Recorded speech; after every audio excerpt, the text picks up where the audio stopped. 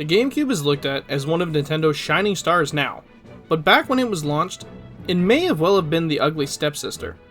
The GameCube story is a story of misleading headlines and promises. So let's take a look back at Nintendo's little lunchbox that could. The GameCube's codename in development was Dolphin, and the work was started in 1998. After Nintendo would partner up with ArtX to design the GameCube's graphic processing unit, the GameCube was first shown off at Nintendo's Space World in August of 2000. We would see the full design and some colors, but primarily the GameCube was purple, as that was the most popular color. They would have shown the new mini-disc format that would be used for GameCube that would have far less space than a regular DVD that PS2 and Xbox was using. Nintendo would claim that this was because these discs would be harder to pirate. Challenge accepted, I guess. Companies, if needed, could put games onto multiple discs, but that really wouldn't sit well with developers or consumers. The console design would be a cube, obviously, but would have a little handle on the back that would make it easier for transportation. Hell, Nintendo even tried to say at one point that it was considered pseudo-portable. Well, thank God this was still in the early 2000s when cargo pants were still popular. The console would feature a top-loading disc tray that would actually have a spring-loaded center so it would be easier to take the discs out. Honestly, that was a pretty cool design and was super satisfying when you would take a disc out. It would have an external power brick, but would use the same AV cables as the SNES and the N64 did. But it did have special composite cables that you could order from Nintendo, but nobody really did.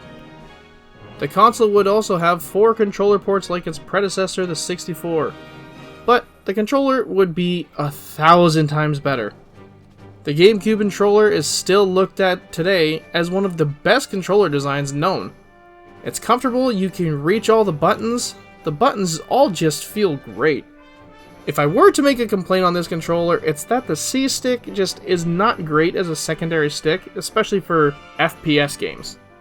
I remember first seeing an ad for the GameCube and being super excited to play it. And that would probably be because Nintendo definitely geared the console towards kids, and I mean, when it came out, I was a kid. A lot of the games that did come out would mainly be based off of popular kids shows like Fairly OddParents and SpongeBob. The GameCube was launched September 14th, 2001 in Japan and November 18th, 2001 in North America, and would launch with a total of 15 games. Most notable, Luigi's Mansion, Star Wars Rogue Squadron, some sports titles, Super Monkey Ball, but oddly, no Mario title. Instead, they trusted the launch with his geeky brother. This was such a weird thing as all Nintendo consoles were launched with a Mario game, especially in the case of the N64, which basically launched with only a Mario game. But the launch titles really would not matter, as just about 2 weeks later, the GameCube would see possibly its biggest release ever.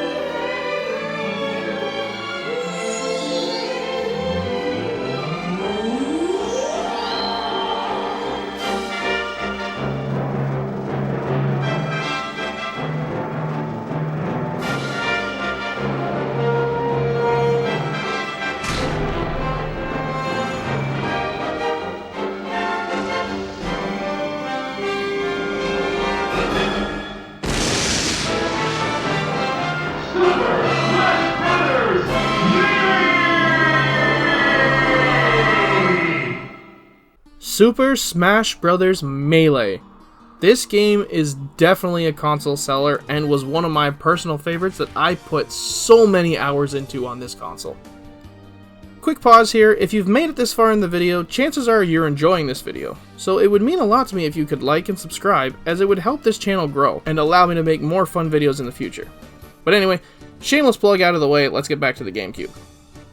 The Gamecube would sell over 500,000 units in North America, but sales would fall off a bit, and I think that's because most Nintendo fans got it quick, like right at launch, but then later on, others would slowly see its potential and start to buy it up after that. The Gamecube had the misfortune of going against the PS2, which had a head start, and not a little head start either. It was out for over a year before the Gamecube launched. And because the PS2 also played DVDs, it was really a no-brainer what console you should go for, especially since DVDs at the time were a new thing and DVD players were so expensive it's not even funny.